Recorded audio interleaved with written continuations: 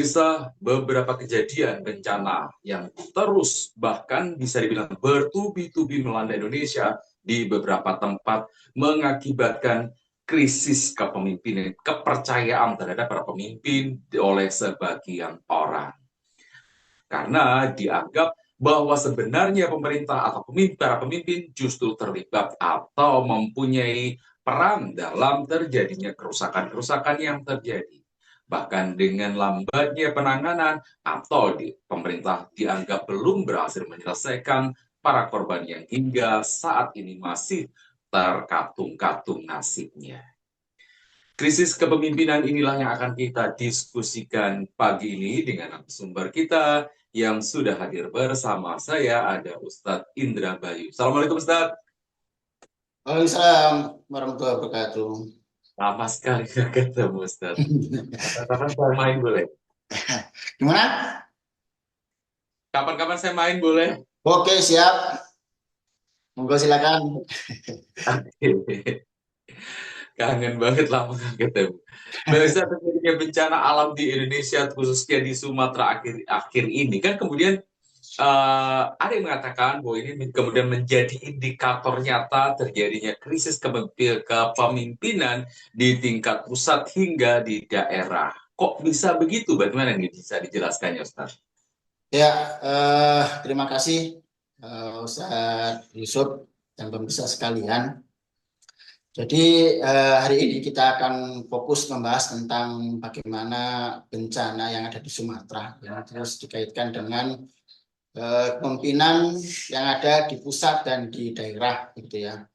Jadi bagaimana kok bisa antara korelasinya bencana yang ada di Sumatera yang sudah bisa kita saksikan bersama ini menjadi sebuah indikator krisis kepemimpinan di tingkat pusat dan tidak di daerah. Ya, ini karena dengan adanya bencana yang ada di Sumatera ini membuka dengan sangat jelas kesenjangan antara tanggung jawab kekuasaan dengan realitas pengurusan rakyat, gitu ya.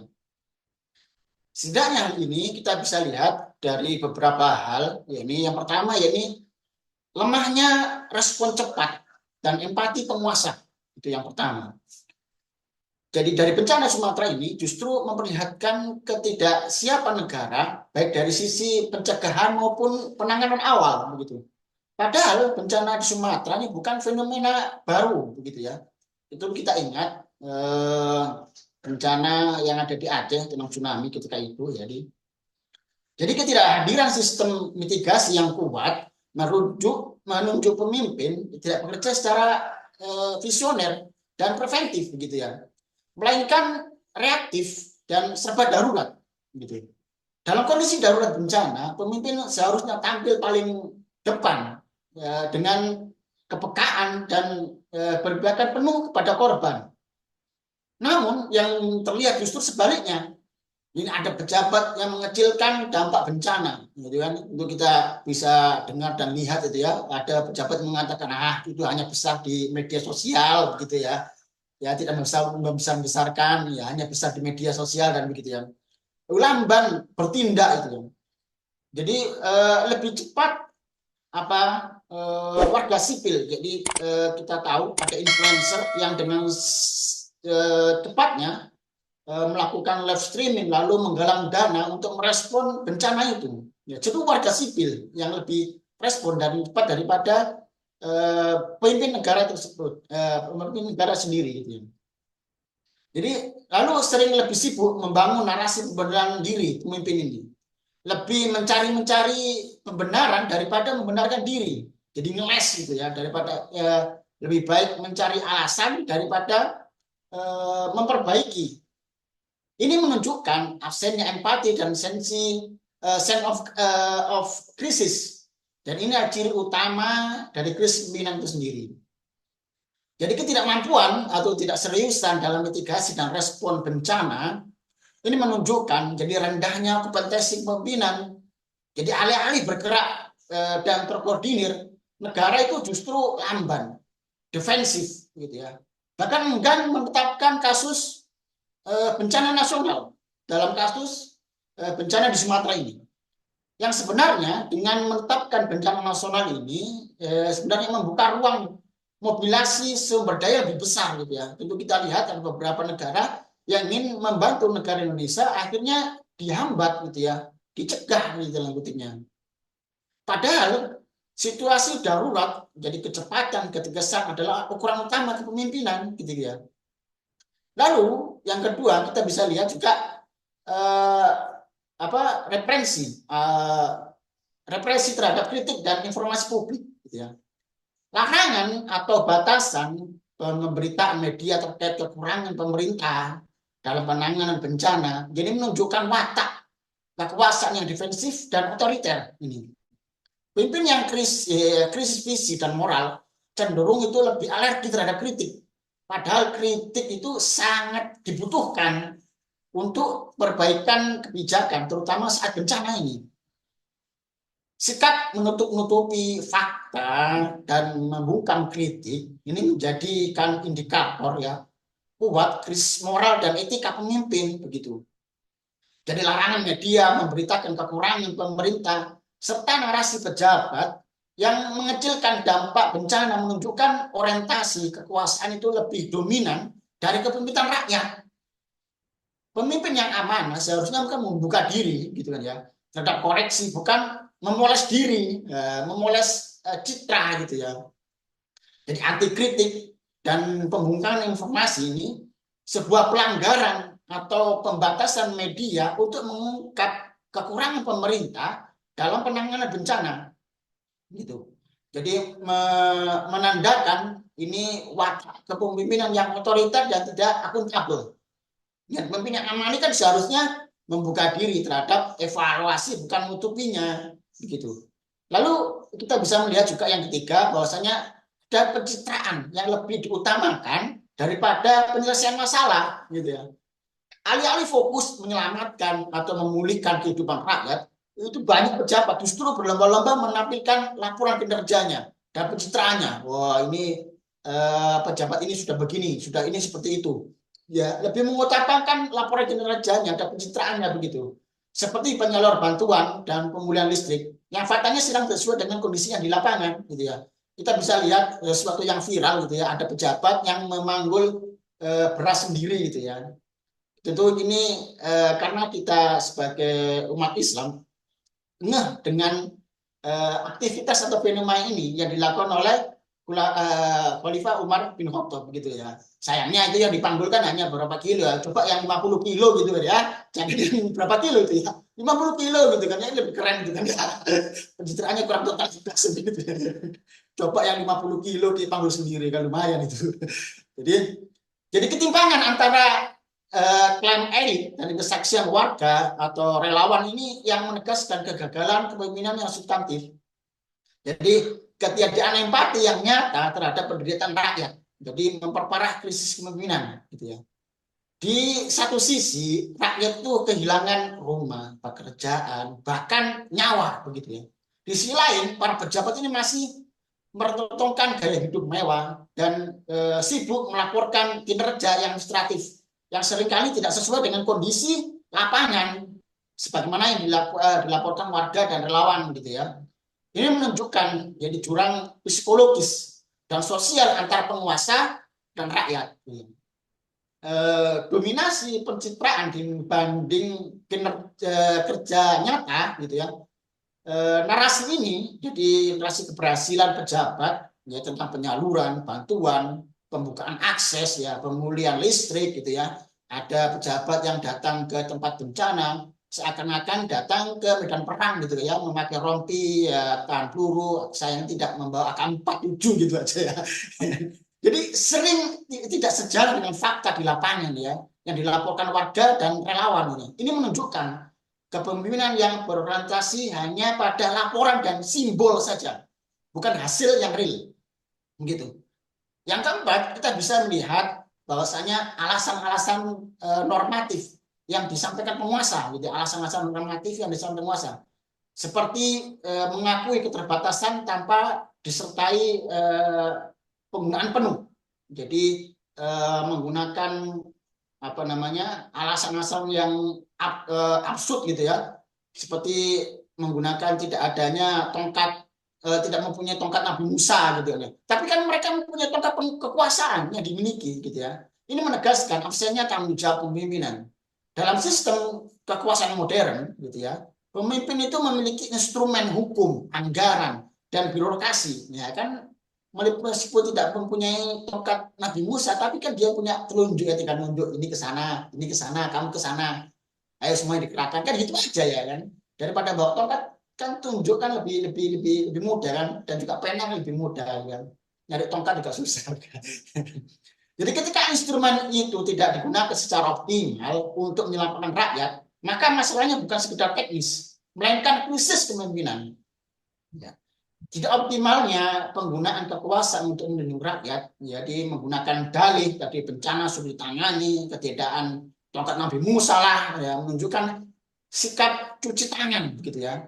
Padahal pemimpin memilih tongkat kekuasaan itu sendiri, berupa kewenangan publik, kewenangan politik, anggaran, dan kebijakan luar biasa yang bisa digunakan untuk percepatan penanganan. Jadi termasuk penempatan kasus bencana nasional itu tadi.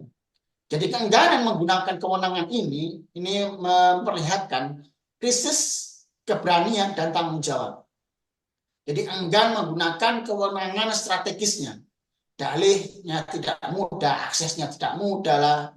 Dengan penolakan penetapan status bencana nasional menunjukkan ketidakmampuan menggunakan yang sebenarnya ada, gitu ya. Jadi tongkat kekuasaan itu ada dalam diri mereka. Ini mengindikasikan krisis keberanian moral dan tanggung jawab politik dalam mengambil keputusan besar demi rakyat, gitu ya. Dengan demikian, ya, bencana alam di Sumatera ini bukan hanya tragedi ekologis ya, bukan sekedar bencana alam, tetapi ini cermin telanjang. Ya, kita bisa melihat dengan secara gamblang gitu ya, tanpa penerawang atau cenayang apapun. Jadi krisis kepemimpinan struktural dan moral. Jadi pemimpin yang tidak kompeten, jadi minim empati, alergi kritik, dan lebih mengutamakan citra serta kekuasaan daripada keselamatan besar rakyatnya sendiri. Jadi kondisi inilah yang oleh Islam dipandang sebagai akibat kepemimpinan yang tercabut dari iman, takwa, dan hukum Allah Subhanahu Wa Taala. Begitu, Mas Jose. Berarti kejadian di Sumatera, bencana-bencana terjadi akhir-akhir ini akhirnya bisa menghasilkan indikator yang nyata sekali ya, Tad, Ya, bahwa benar. bisa terjadi krisis kepemimpinan tersebut. Baik, kalau begitu, apa saja yang menjadi karakter krisis kepemimpinan yang bahkan kemudian disoroti oleh beberapa tokoh akademisi?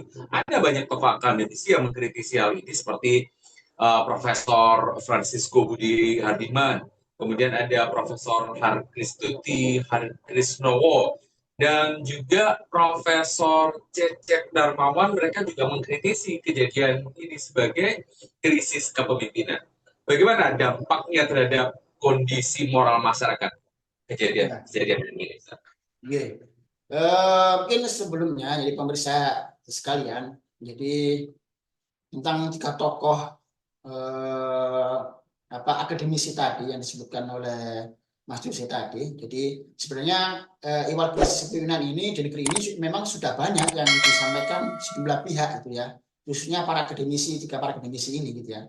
Mereka itu menyoroti karakter krisis kepemimpinan yang saling berkaitan dan berdampak serius terhadap kondisi moral masyarakat, gitu ya.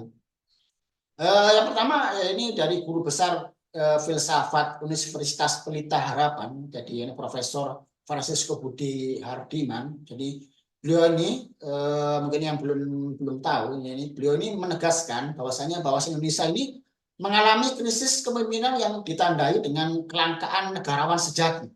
Ya, beliau. Sementara yang justru melimpah adalah politisi yang semata-mata mengejar kekuasaan semata, gitu ya. Pemimpin tipe ini tidak memiliki visi jangka panjang, tidak berorientasi pada kepentingan publik, dan memandang jabatan sebagai alat akumulasi kuasa. Dampaknya, kebijakan cenderung pragmatis, transaksional, dan mengabaikan kepentingan rakyat, sehingga kepentingan publik dari wibawa moral pimpinan runtuh. Inilah kata beliau, ini langkahnya negarawan sejati dan dominasi politik berorientasi kekuasaan tadi, begitu ya. Selanjutnya, pemirsa juga harus ketahui, jadi begitu juga dari Ketua Dewan Guru Besar UI, jadi Profesor Hakris Tuti, Hakris Nowo, gitu ya. Beliau juga menyoroti bahwasanya krisis ini, keteladanan yang serius ini, di mana para pemimpin ini justru menormalisasi pelanggaran etika. Jadi ketidakpatuhan elit terhadap etika tidak lagi dianggap sebagai penyimpangan, gitu ya. Dianggap hal yang biasa saja, melainkan sebagai hal yang lumrah saja, wis biasa gitu ya. Kalau nggak begitu ya bukan pejabat Indonesia lah, mungkin ya segitu ya di tafsiran saya gitu ya. Dampaknya sangat destruktif ya, karena perilaku mungkin menjadi pembenaran sosial bagi masyarakat ya, untuk ikut melanggar norma dan aturan. Akibatnya terjadi degradasi moral secara sistemik, bukan secara individual lagi gitu ya. Menurut beliau ini, jadi Indonesia ini butuh figur pemimpin yang patuh terhadap etika. Ketidakpatuhan pemimpin pada etika akan menjadi pembenaran bagi masyarakat untuk melakukan pelanggaran yang sama dan pemimpinnya, gitu ya. Beliau juga menegaskan bahwasanya krisis keteladanan dan kepemimpinan memperparah fenomena degradasi moral di masyarakat. Jadi beliau ingin menegaskan bahwa normalisasi pelanggaran etika di kalangan elit, begitu ya. Begitu juga menurut Guru Besar Universitas Pendidikan Indonesia, Universitas UPI, jadi Profesor Cecep Darmawan, beliau juga menjelaskan bahwasanya beliau menekankan bahwa pemimpin itu seharusnya menjadi teladan, role model ya, bagi masyarakat. Namun dalam kenyataannya, jadi pemimpin itu justru melakukan tindakan yang tidak etis.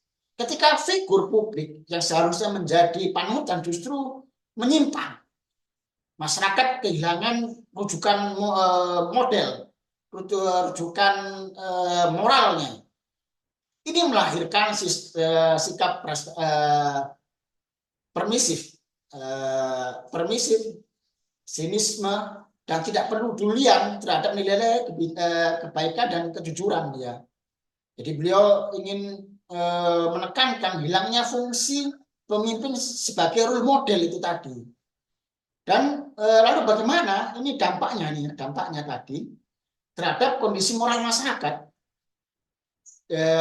Bisa kita lihat, bisa kita amati, ya bisa kita cermati bersama bahwasanya dampak terhadap kondisi moral masyarakat, jadi terhadap krisis pimpinan ini berujung pada melemahnya standar moral kolektif.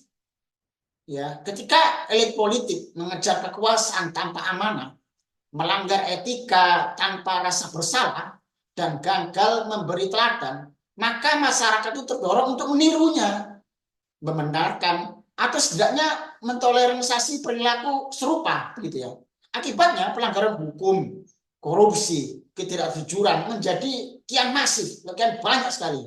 Menjadi kalau nggak korupsi nggak Indonesia lah, mungkin begitu ya. Bisa bilang begitu ya. Jadi empati sosial ini menipis dan rasa keadilan ini melemah.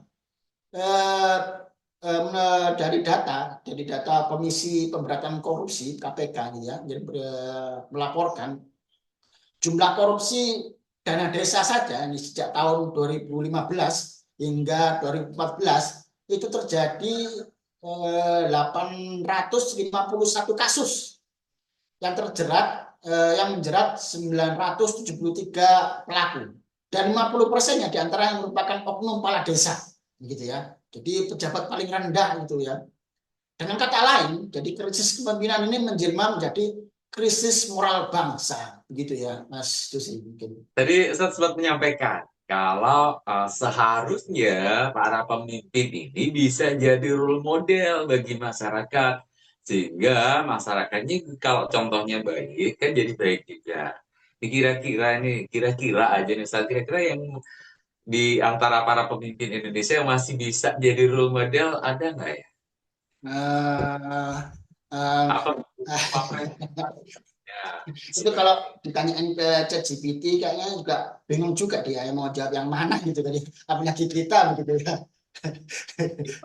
Ya kan bisa jadi contoh anak muda yang berhasil gitu kan, Oh, maksudnya begitu ya, ya, ya. Bisa jadi gitu. bukan bapaknya maksudnya. Oh, ya, ya, ya, ya.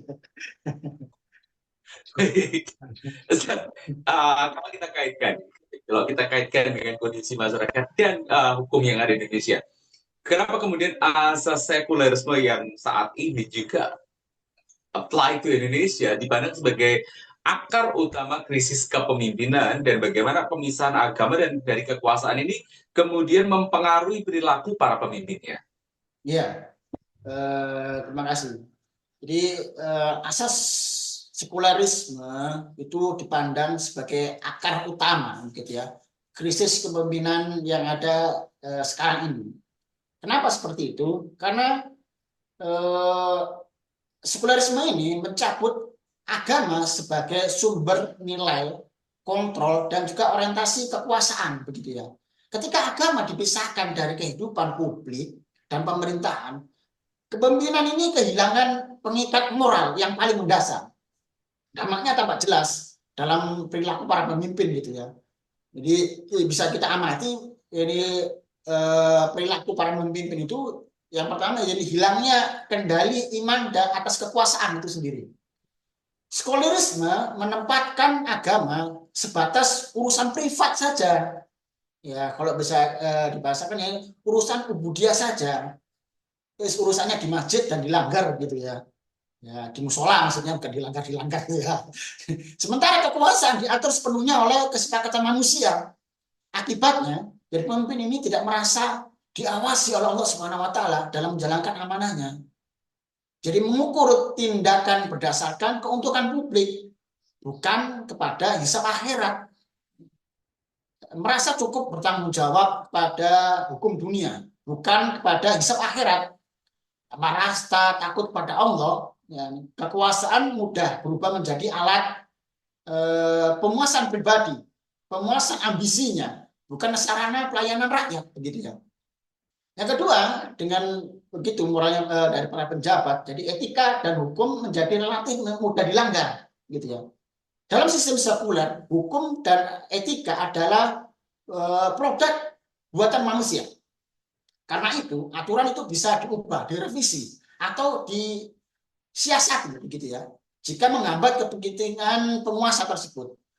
Pelanggaran etika dapat dinormalisasi melalui legitimasi prosedural. Jadi kebenaran dan keadilan menjadi relatif, jadi tunduk pada kekuatan politik itu. Contohnya, ya perubahan aturan, ya perubahan aturan tadi itu ya, yang anaknya itu tadi ya, jadi tiba-tiba jadi pemimpin gitu kan ya. Itu kan merubah aturan ya, demi meloloskan kepentingan elit itu tadi. Ini menunjukkan bahwa hukum tidak lagi menjadi pengendali kekuasaan, melainkan justru dikendalikan oleh kekuasaan, gitu. Yang ketiga, bisa kita amati bahwasanya kekuasaan itu lepas dari konsep amanah. Islam memandang kekuasaan itu sebagai sebuah amanah yang akan dimintai pertanggungjawaban di akhirat nanti. Sekularisme menanggalkan konsep ini, sehingga kekuasaan itu dipersepsi sebagai hak politik saja, bukan tanggung jawab syar'i. Jabatan diperebutkan dengan segala cara, gitu ya. Pengkhianatan terhadap rakyat dianggap resiko politik biasa saja, bukan sebagai dosa, gitu ya.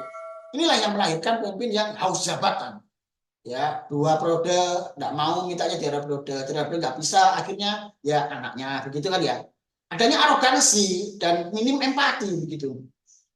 Yang keempat, bisa dilihat dengan empati dan keadilan terkalahkan oleh kepentingan. Tanpa landasan iman dan takwa, kebijakan pemimpin ini akan lebih berpihak kepada elit, oligarki, dan korporasi, begitu ya. Mengabaikan penderitaan rakyat, termasuk tadi korban bencana alam yang ada di Sumatera tadi. Jadi menempatkan pencitraan di atas kejujuran dan keadilan. Pemisahan agama dari kekuasaan ini membuat penderitaan rakyat tidak lagi dipandang sebagai tanggung jawab moral dan ibadah, begitu ya, melainkan sekedar masalah teknis dan statistik, gitu. Lalu yang kelima, kita bisa lihat lahirnya kepemimpinan tanpa keteladanan tadi. Sekularisme tidak menuntut pemimpin menjadi teladan moral dalam sekularisme ini.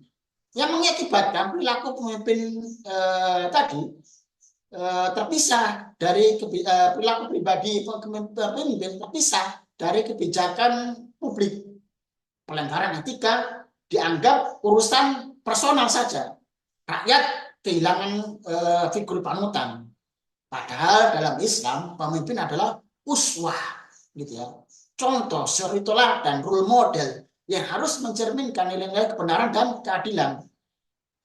Dari sini kita bisa menyimpulkan bahwasanya asas sekularisme ini menjadi akar krisis kepemimpinan karena itu tadi menghilangkan iman dan takwa sebagai pengendali kekuasaan tadi, menjadikan hukum dan etika relatif dan manipulatif, dan juga bisa mengubah kekuasaan dari amanah menjadi alat ambisi saja.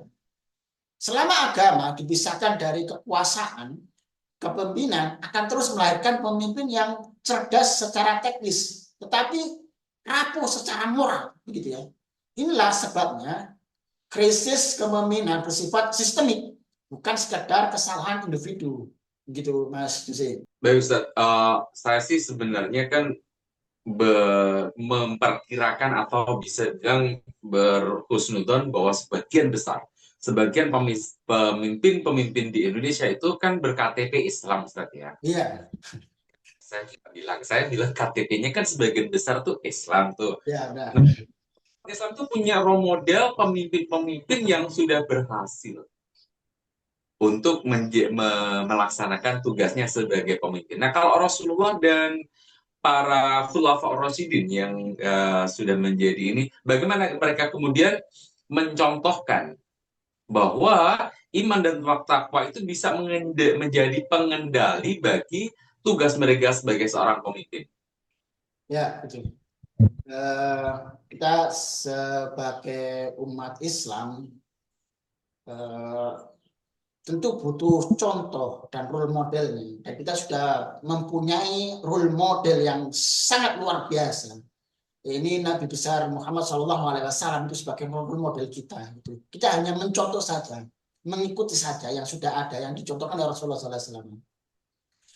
Dalam Islam, iman dan takwa itu berfungsi sebagai pengendali internal. Jadi inner control, gitu ya. Paling kuat dalam pemimpinan. Keduanya ini, iman dan takwa ini bukan sekedar nilai spiritual pribadi, melainkan fondasi moral, hukum dan politik, ya, yang mengarahkan bagaimana kekuasaan dijalankan. Jadi iman dan takwa ini sebagai pengendali kekuasaan. Iman menanamkan keyakinan bahwa kekuasaan adalah amanah dari Allah Subhanahu wa taala, bukan milik pribadi, gitu ya. Setiap keputusan akan dipertanggungjawabkan di hadapan Allah Subhanahu wa taala. Tidak ada perbuatan sekecil apapun yang luput dari hisabnya. Takwa ini kemudian mewujudkan iman itu dengan sikap yang nyata, yakni menanamkan diri, menahan diri dari kezaliman meski memiliki kewenangan mendahulukan kepentingan rakyat daripada kepentingan pribadi. Patut pada hukum Allah Subhanahu wa taala, bukan pada hawa nafsu dan tekanan politik, gitu ya. Dan iman dan takwa, dengan iman dan takwa ini pengawasan tidak hanya bersifat eksternal, hukum dan lembaga saja, tetapi melekat dalam diri pemimpinnya sepanjang waktu. Kita bisa lihat dari teladan Rasulullah SAW dalam amanah kekuasaannya beliau, begitu ya. Rasulullah SAW menunjuk puncak kepemimpinan berbasis iman dan takwa. Rasulullah SAW takut akan kezaliman sekecil apapun. Beliau menyatakan harapannya bertemu dengan Allah Subhanahu wa taala tanpa ada satupun manusia yang menuntutnya karena kezaliman dalam urusan darah dan harta. Ini menunjukkan betapa seriusnya amanah dan kekuasaan di mata beliau. Padahal ya kita bisa lihat, padahal mustahil sekali. Ya, mustahil. Kalau Rasulullah SAW itu melakukan kezaliman, begitu kan ya. Rasulullah SAW bersabda, inilah arju anna alqa rabbi laisa hadun yatlubuni bi madlamatin fi damin wala malin. Aku berharap dapat berjumpa dengan Allah dalam keadaan tidak ada seorang pun yang menuntut diriku soal kezaliman dalam urusan darah, nyawa maksudnya gitu ya, dan harta gitu ya. Rasulullah SAW juga mencontohkan untuk memudahkan urusan rakyat. Rasulullah SAW memerintahkan para pejabat ya, untuk memudahkan, menggembirakan, dan tidak mempersulit rakyat. Kekuasaan diposisikan sebagai sarana pelayanan, bukan penindasan. Rasulullah SAW bersabda, Yasiru walatu asiru, basyiru walatu nafiru. Mudahkanlah urusan manusia gitu ya, dan jangan kalian persulit. Gembirakanlah, basyiru, gembirakanlah mereka, walatu nafiru, dan jangan kalian buat mereka itu takut lari begitu ya. Rasulullah SAW juga menunjukkan kesadaran penuh akan hisab akhirat. Beliau menegaskan bahwa kepemimpinan yang dikhianati akan menjadi kehinaan dan penyesalan di hari kiamat. Pesan ini membentuk mental pemimpin yang takut berbuat zalim meskipun tersembunyi. Rasulullah SAW bersabda yang artinya kepemimpinan itu adalah amanah. Innaha amanatun wa innaha yaumul qiyamah, nanti pada hari kiamat hisun wa nadamatun. Amanah ini, pemimpin ini akan menjadi kehinaan dan juga nadamah, penyesalan. Illa, kecuali man akhodaha bihaqqiha, kecuali orang yang mengambil amanah itu dengan haknya. Wa adalladzi alaihi fiha, dan menunaikannya apa yang seharusnya ia tunaikan dalam amanah kepemimpinan tersebut, begitu ya. Itu yang dicontohkan Rasulullah SAW. Dari contoh Rasulullah SAW itu sehingga mencerminkan, menjadi tauladan bagi pemimpin selanjutnya, khulafaur rasyidin selanjutnya. Jadi kita sebut dengan khulafaur rasyidin, gitu ya. Perlu kita tahu, jadi khulafaur rasyidin dari Abu Bakar As-Siddiq, iman dan takwa Rasulullah SAW ini melahirkan generasi pemimpin agung. Jadi khulafaur rasyidin tadi yang menjadikan amanah kekuasaan sebagai beban berat, bukan kehormatan. Ya. Keimanan ketakwaan ini yang mencetak pemimpin berkualitas seperti khulafaur rasyidin. Abu Bakar Siddiq, beliau itu sampai memuntahkan makanan setelah mengetahui sumbernya ini subhat atau haram begitu ya, nggak jelas. Beliau sama memuntahkannya. Abu Bakar itu mengembalikan kelebihan nafkah keluarganya itu ke Baitul Mal karena merasa tidak pantas keluarganya itu seorang kepala negara itu hidup berlebih dibandingkan dengan rakyatnya. Nah, kalau sekarang kan enggak gitu ya. Private jet, fasilitas negara semuanya untuk anaknya gitu ya. Sampai fasilitas negara untuk pengawalan yang biasanya kalau di media sosial itu diindosikan dengan wut totot gitu ya, pengawalan gitu ya. Untuk mengawal anaknya belanja saja gitu ya, untuk mengawal dia kemana saja itu harus menggunakan pengawal itu, fasilitas negaranya itu. Itu yang tidak dicontohkan oleh Abu Bakar As-Siddiq. Abu Bakar As-Siddiq juga mencontohkan untuk menolak hidup berlebihan sebagai kepala negara. Dan ini menunjukkan bahwasanya ketakwaan yang membuat beliau sangat sensitif terhadap halal haram, meski padahal dalam hal-hal kecil, gitu ya. Begitu juga dengan khalifah selanjutnya, Khalifah Umar bin Khattab radhiyallahu anhu. Beliau itu nangis memikirkan nasib rakyatnya dan khawatir nanti itu diminta dipertanggungjawabkan, bahkan gitu ya, atas hewan yang terluka akibat jalan yang rusak. Ya, hewan itu dipikirkan oleh Khalifah Umar bin Khattab. Kalau sekarang, kan hewan kita aja nggak dipikirkan. Jalan rusak gitu ya, amburadul, karu-karuan, kita nggak dipikirkan. Di Khalifah Umar bin Khattab tuh hewan pun dipikirkan. Kalau seandainya nanti dia jalan lalu terluka karena jalan tersebut, keseliu mungkin gitu ya.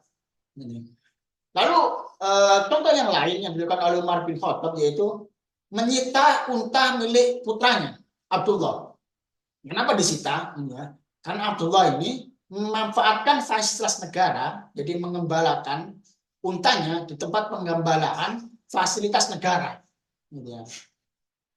Umar bin Khattab juga hidup sederhana, bahkan beliau itu pernah berkhutbah dengan pakaian bertambal. Jadi pakaiannya beliau, jubahnya beliau itu banyak tambalan. Anas bin Malik radhiyallahu anhu, beliau itu pernah menceritakan bahwasanya Khalifah Umar bin Khattab itu Amirul Mukminin itu Umar bin Khattab itu pernah berkhutbah dengan memakai jubah yang punya 14 tambalan. Ini beliau bukan pencitraan ya, bukan cosplay, bukan ya, tidak cosplay beliau ini. Ya, tidak seperti hal sekarang ini ya. Itu real begitu. Jadi ketakwaan Umar ini menjadikan hukum Allah itu berlaku sama bagi rakyat, pejabat, bahkan keluarganya sendiri. Ya. Yang bisa kita cermati juga makna dari substansi bagi pemimpinan Islam. Dari teladan Rasulullah SAW dan Khulafaur Rasyidin tambah jelas bahwa kepemimpinan ini bukan ruang privilege, melainkan beban dan pertanggungjawaban. Iman dan takwa melahirkan keadilan, empati dan keteladanan. Ya. Pemimpin takut pada Allah Subhanahu wa taala lebih dari takut kehilangan jabatan. Ini bisa kita simpulkan bersama bahwasanya dalam Islam itu iman dan takwa adalah rem paling efektif bagi kekuasaan. Keduanya, iman dan takwa ini menutup celah penyalahgunaan wewenang yang tidak mampu dikendalikan oleh hukum buatan manusia tadi. Teladan Rasulullah SAW dan Khulafaur Rasyidin ini membuktikan bahwa ketika kekuasaan dikendalikan oleh iman dan takwa, berubah dari alat penindasan menjadi sarana pelayanan dan keadilan bagi seluruh rakyat. Begitu Mas Jose. Andainya itu terjadi ya, betapa menyenangkannya. Ya. Tapi kemarin kita dengar ada seorang pejabat yang nangis banget karena elektabilitasnya menurun. Oh. Ya. Dan kenapa kemudian kalau kita bicara tentang role model sebenarnya sudah cukup sempurna ya oleh Rasulullah SAW. Bagaimana kemudian penerapan syariat Islam secara kafah dianggap sebagai solusi yang komprehensif, benar-benar udah komprehensif banget untuk mewujudkan kepemimpinan yang adil yang bisa mensejahterakan rakyat. Ya. Sebelumnya begini kan. Keadilan yang hakiki di tengah-tengah masyarakat itu tidak hanya terwujud dengan adanya pribadi pemimpin yang baik saja. Cukup pemimpinnya adalah seorang figur tokoh apa gitu ya, tokoh ulama lah dan sebagainya. Tidak baik, tidak cukup seperti itu saja. Tetapi harus wajib adanya sistem hukum yang dijalankan juga berasal dari pencipta manusia sendiri, dari Allah Subhanahu wa taala yang Maha Adil. Sebab sebaik apapun moral pemimpin, jika ia tidak menjalankan hukum-hukum Allah Subhanahu wa taala, maka hakikatnya ia telah berlaku zalim. Ini tidak tanpa alasan gitu ya. Sebagaimana firman Allah Subhanahu wa taala dalam surat Al-Maidah ayat 45, "A'udzubillahi minasyaitonir rajim. Bismillahirrahmanirrahim. Wa man lam yahkum bima anzalallah faulaika humul zalimun." Siapapun yang tidak hukum pada wahyu yang telah Allah turunkan, maka mereka itu adalah pelaku kezaliman. Gitu ya. Karena itu, pemimpin yang tidak berhukum pada wahyu yang telah Allah turunkan, mereka itu adalah pelaku kezaliman. Ya.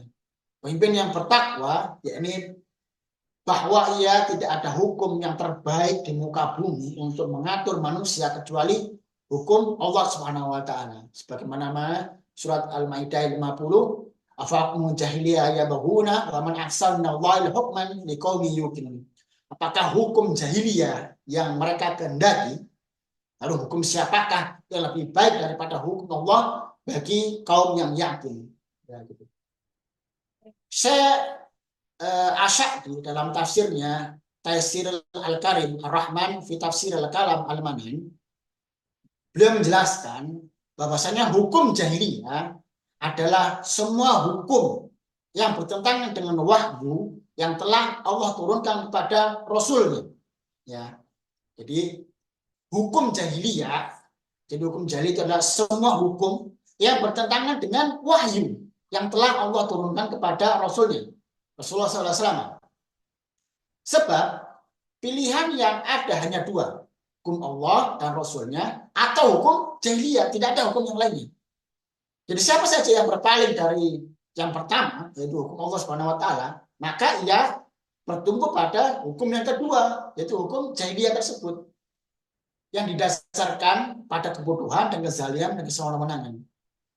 Jadi di sini bisa kita cermati bahwasanya penerapan syariat Islam secara kafah tadi dalam institusi khilafah dipandang sebagai solusi yang komprehensif, karena syariat Islam yang terapkan secara kafah dalam institusi khilafah tadi, ia tidak hanya memperbaiki pribadi pemimpin, tetapi sekaligus membangun sistem kepemimpinan, hukum, dan pengelolaan negara yang bersumber dari wahyu Allah Subhanahu wa taala. Dengan demikian, keadilan dan kesejahteraan tidak tergantung pada moral individu semata, melainkan dijamin oleh sistem yang benar dan mengikat. Jadi penjelasannya mungkin bisa kita simpulkan seperti ini ya. Jadi syariat Islam itu menjadi standar keadilan yang absolut. Syariat Islam berasal dari Allah Subhanahu wa taala yang Maha Adil. Sehingga pemimpin itu tidak tunduk pada kepemimpinan politik, oligarki, dan mayoritas semata. Tidak bisa diubah demi ambisi penguasa. Menetapkan batas halal haram secara tegas dan pasti. Dengan standar ini, pemimpin tidak memiliki ruang untuk membuat hukum yang menguntungkan dirinya ataupun kelompoknya nantinya. Keadilan tidak bersifat relatif, tetapi objektif dengan mengikat semua pihak, termasuk kepala negara dan keluarganya. Gitu ya. Lalu, khalifah sebagai pemimpin kaum muslimin menyatukan moral pemimpin dan sistem negara. Jadi Islam itu tidak cukup hanya melahirkan pemimpin yang soleh, tapi juga mewajibkan pemimpin menerapkan hukum Allah, menjadikan pelanggaran syariah sebagai kejahatan hukum, bukan sekedar kesalahan etis semata. Dalam khalifah, iman dan takwa pemimpin diperkuat oleh sistem peradilan Islam yang independen, mekanisme pengawasan. Jadi ada mahkamah hisbah dan juga mahkamah madzalim. Kewajiban amar ma'ruf nahi munkar oleh umat itu ada. Dengan demikian, keadilan tidak bergantung pada niat baik dalam kutip ya, tetapi terjaga secara institusional begitu. Lalu syariat Islam ini melindungi hak rakyat secara menyeluruh. Syariat Islam mengatur hak hidup, harta, kehormatan, dan keamanan rakyat. Larangan kezaliman, korupsi, dan menyalahgunakan kekuasaan. Kewajiban negara menjamin kebutuhan pokok rakyat. Sandang, pangan, papan, kesehatan, pendidikan, gitu ya. Jadi negara itu tidak boleh lepas tangan atas penderitaan rakyat. Ya, seperti hanya bisa lihat penderitaan saudara kita yang ada di Sumatera tadi, dalam kondisi bencana gitu ya, kemiskinan dan juga pengangguran. Semua itu dipandang sebagai tanggung jawab langsung penguasa. Gitu. Lalu pengelolaan kebijakan umum untuk Islam rakyat. Salah satu keunggulan syariat Islam adalah pengaturan kepemilikan umum. Sumber daya alam strategis, tambang, hutan, air, energi tidak boleh diprivatisasi. Negara wajib mengelolanya untuk kepentingan seluruh rakyat. Hasilnya nanti dimasukkan ke Baitul Mal untuk pembiayaan layanan publik. Berbeda dengan sistem kapitalis yang menyerahkan sumber daya alam pada korporasi. Khilafah menjamin bahwa kekayaan alam benar-benar menjadi alat kesejahteraan, bukan sumber bencana dan kesenjangan. Lalu selanjutnya ini, Khalifah menghapus politik transaksional dan oligarki. Dalam sistem khilafah, kekuasaan bukan hasil transaksi modal dan suara, gitu ya. Bukan hasil dari modal transaksi modal dan suara.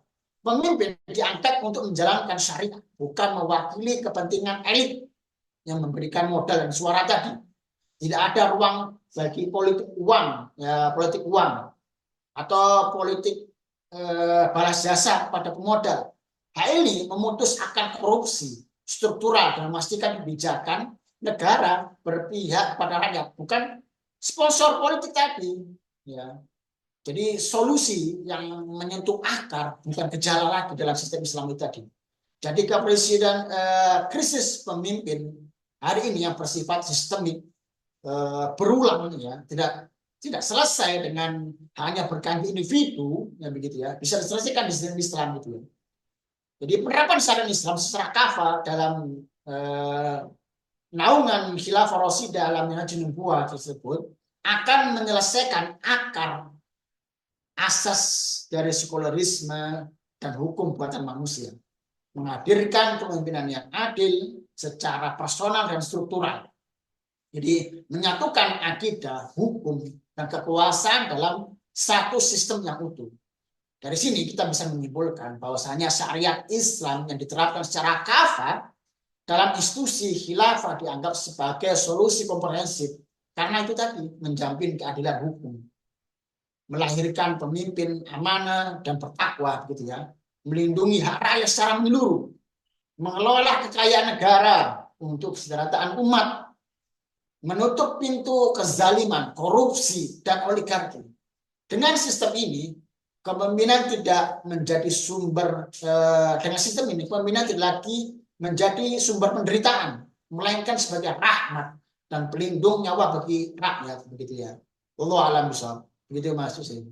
Allah sebenarnya lengkap sekali Ustadz ya, benar-benar komprehensif, benar-benar menyeluruh. Seandainya kita mau mengikuti Rasulullah, ini sesederhana itu. Nah, Tapi kok tahu ya? Belum. belum. Baik Ustadz, kayaknya obrolan kita sudah lengkap sekali, Masya Allah, ini luar biasa sekali. Mudah-mudahan banyak yang menyaksikan dan tercerahkan oleh obrolan yang kita lakukan hari ini. Ya, sehat selalu, Ustadz. Ya, makasih. Baik, pemirsa, demikian tadi obrolan kita dengan Ustadz Un Indra Bayu tentang kondisi krisis kepemimpinan di Indonesia yang saat ini sudah semakin memperparah keadaan masyarakat dengan berbagai kondisi yang sebenarnya cukup menyakitkan bagi masyarakat, terutama masyarakat kecil.